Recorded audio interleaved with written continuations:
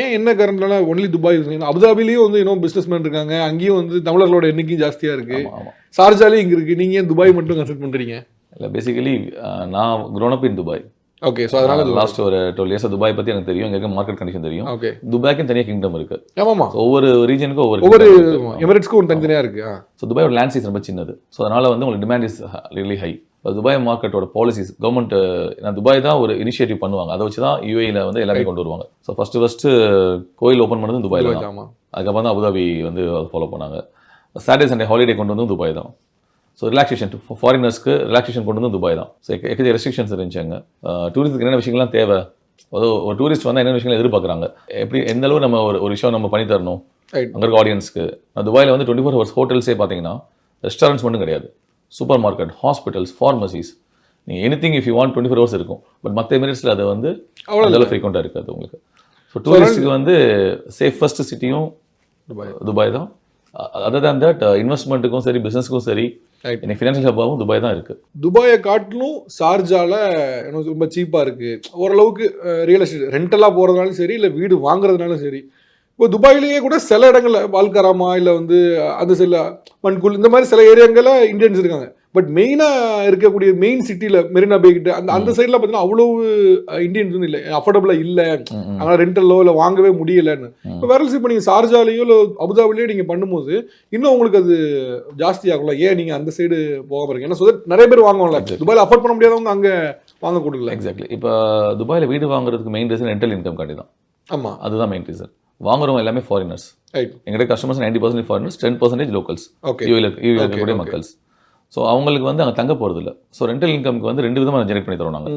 அதை Airbnb holiday ஹோம்ஸ்ன்றதை short term ரெண்டலுக்கும் நாங்கள் பண்ணி தரோம்.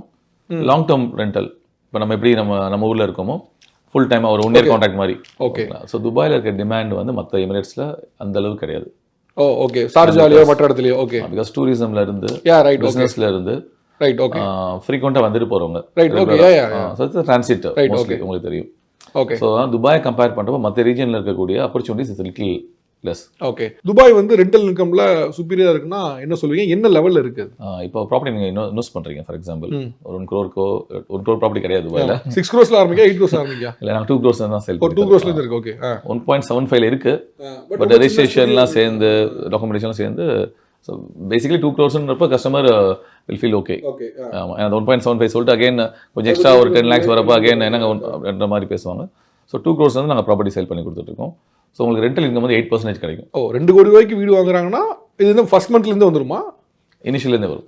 ஓகே. இப்போ 2 crores ப்ராப்பர்ட்டி வாங்குறாங்க. சரி, இந்தியன் மணிக்கு எவ்வளவுக்கு அது ரெண்ட், அது என்ன டைப் ஆஃப் வீடாக இருக்கும், எவ்வளவுக்கு அது? ஒரு 1 bedroom அபார்ட்மெண்ட் 2 crores உங்களுக்கு கிடைக்கும். எங்கே கிடைக்குது துபாயில்? துபாயிலுக்கு மோஸ்ட் ஆஃப் த லொகேஷன் கிடையாது. அல்ஃபுஜால இருக்கு, ஜேவிடியில் இருக்கு, ஜேவிசின்னு ஒரு லொகேஷன்ல இருக்கு, ஸ்போர்ட்ஸ் சிட்டியில் இருக்கு, சிலிகான் வேசிஸ்னு ஒரு லொகேஷன் இருக்கு.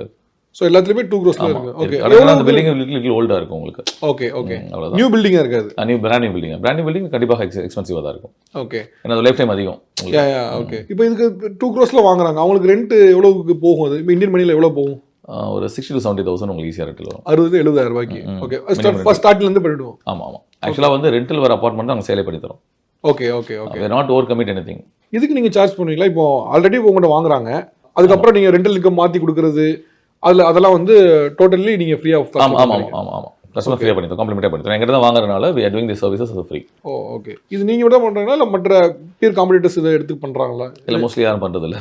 நீங்க மட்டும் தான் பண்றீங்க. உங்களுக்கு ஒரு அட்வான்டேஜ் இருக்குன்னு பண்றீங்க. ஆமாம். என் கிளைண்ட் இம்ப்ரெஸ் பண்றது இது ஒரு மேஜர் ஃபேக்டர்.